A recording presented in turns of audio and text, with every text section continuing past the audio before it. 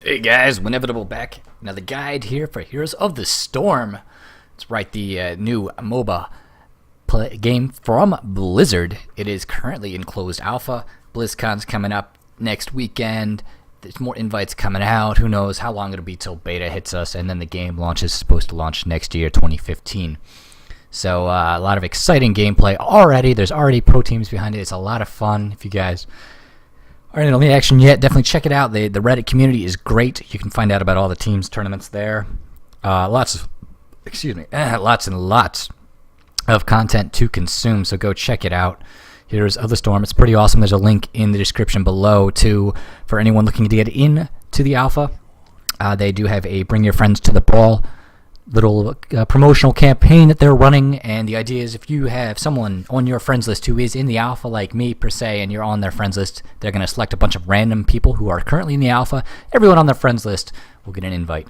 I think they're selecting 1,000 people total, so it's a pretty good shot if you know a bunch of people in the alpha that you could get in to the alpha yourself.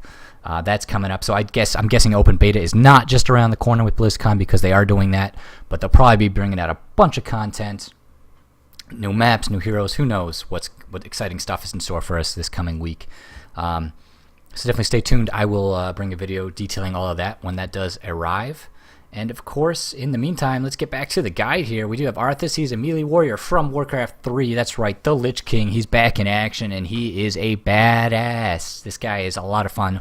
One of the top picked heroes in competitive play. He's in your face, such a high health pool, such good sustain, and he has some damage along with it. A lot of fun abilities to use as we go through those. His Q, the Death Coil, costs mana. It's 55. It's a cooldown of 9 seconds, and there are two uses to this. You can deal damage to an opponent, or you can heal yourself.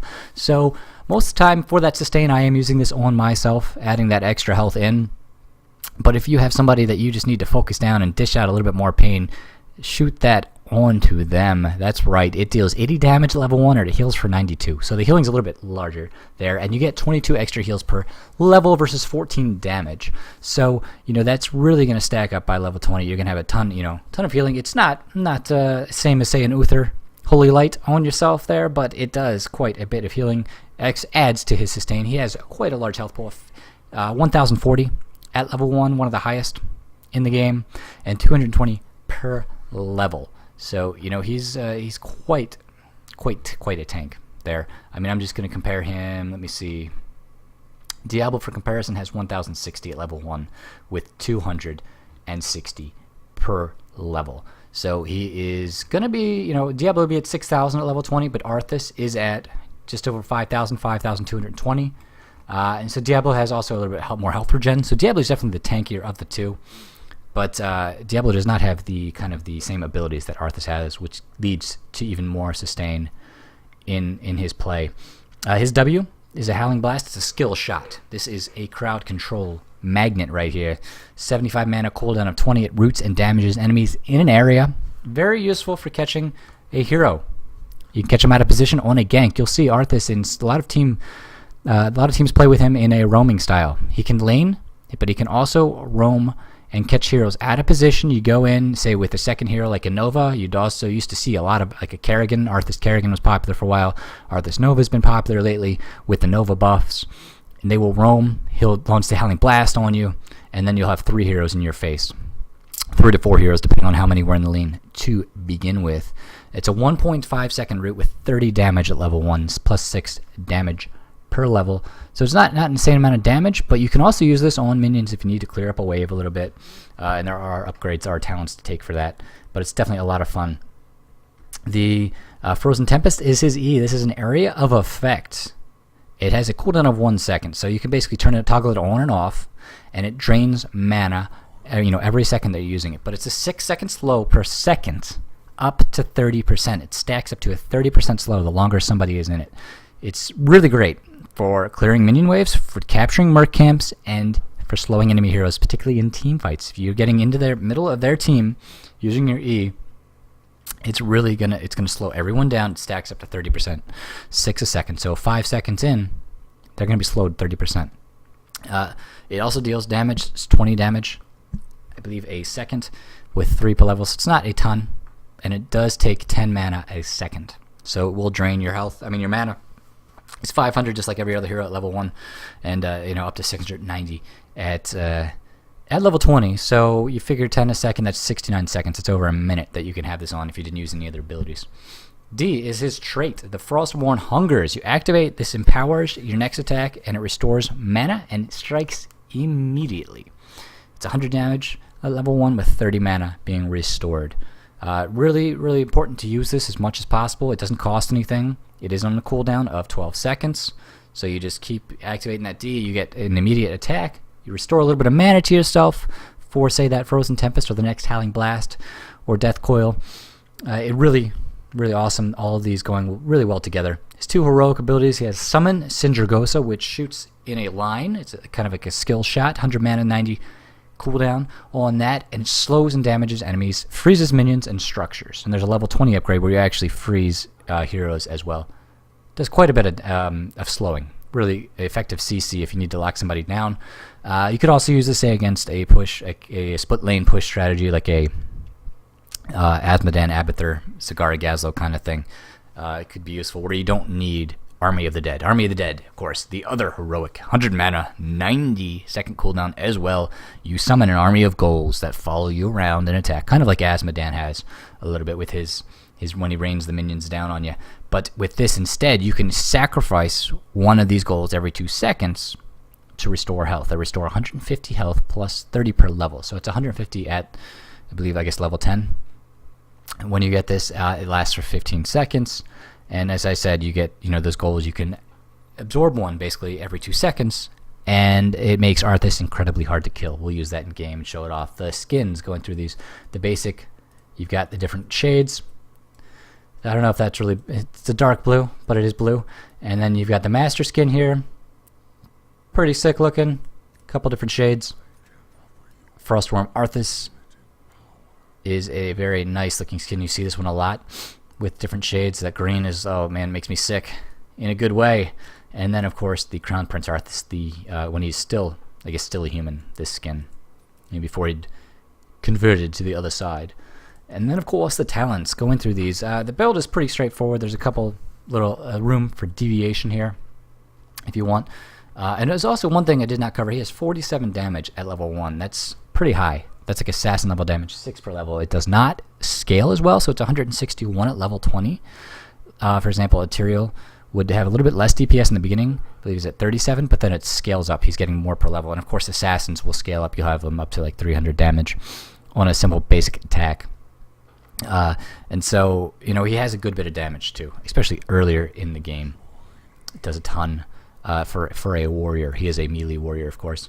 So going through these talents, pretty straightforward. Level 1, we're really going to take Frozen Wastes most of the time here. They get that radius increased on his E, his area of effect, by 33%. Catch more heroes, catch more minions. It's really, really effective. It doesn't cost any extra mana. The Frost Presence is not bad either. And of course, I guess you could always use Regeneration Globes. If you wanted even more sustain on Arthas, you could do that. But we're going to use Frozen Wastes right here. Level 4. Most of the time you're going to see an Envenom. Now against a tankier team, this isn't necessarily as useful. If they have a high health pool, you could go with one of these to buff your trait. The damage boost to 150%, the mana increase. You'll see the Eternal Hunger a lot. The Eternal Hunger for the extra mana. But more often than not, you take Envenom. You use this on, say, a Nova or a Vala. Anyone like a Falstad that's squishy, or even a tankier hero who is at the end of their health pool and they're getting away. You get this, they can't escape the poison. Envenom is used quite a bit, and that's what we're going to be using most likely here. Rune Tap. They actually nerfed this in the last patch. It was even better. It was, I believe, 7%. Every third basic attack heals you for 4% of your max health. Adds to that sustain for Arthas. The Death Touch here is useful, I guess, if you're like in that Azmodan Abathur clearing a lane kind of thing. You could use that situationally. The other two, Frostborn Hungers also slows, or it also hits enemies near the target 50%. You could try these out if you want, but Rune Tap largely is the go-to here. And then level 10, Army of the Dead. Once again, we said earlier, Sindragosa. If you're against like a lane push kind of strat, it could be useful. where their team fight is already horrible and atrocious and they're not going to win a team fight against you, sure, you could use this to clean up some minions easily, I guess, if you wanted to, or if you wanted to troll the enemy team. Level 13 is where there's a little bit of divergence in the build depending on what you are up against.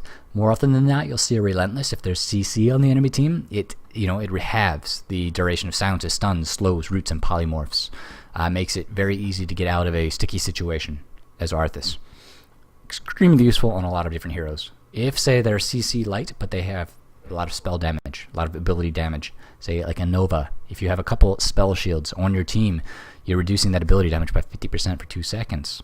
That's, that really nullifies a lot of her power, for example. So if there's really no CC that you're worried about, but they're really heavy in ability damage, take a spell shield instead. And if neither of those is really the case, if it's that Azmodan, Abath, or push strat, there's no CC, there's no real damage coming your way, you could do Torella Frost. Your Howling Blast, your W, will impact enemies while traveling. So that's always useful too. There's really those 3. You could even, I guess, take the Biting Cold, swap between these 2 in that case. But more often than not, you'll see Relentless or Spell Shield, depending on the team comp. These are the ones you really want to go to. Level 16, you could, I guess, make a couple different choices here. Stoneskin is very viable. You get 30% of your max health. Now remember, Arthas is a warrior. He's got a large health pool, right? 5,220 at level 20. A third of that. I'm not going to do the math, but that's over 1,500. Okay? So that's a large shield that you get for how long does this last? Like 20 seconds? I think. I'd have to check that one. Again, I don't have it written down. The other ones, I mean, Death Coil also heals when used on enemies, isn't bad, because then you're getting extra healing.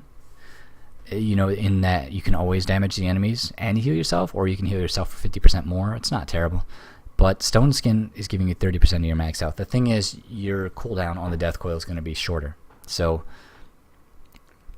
you might be able to, get, I guess if there's a little bit, I guess if you need the extra damage from Q to use that on enemies, you could go with this. But like I said, I'm almost always, this is really a go-to, is the Stoneskin. That, is really useful. And level 20, Resurgence of the Storm. Do we need to even tell you? It's Resurgence. It's so good right now. It's very useful.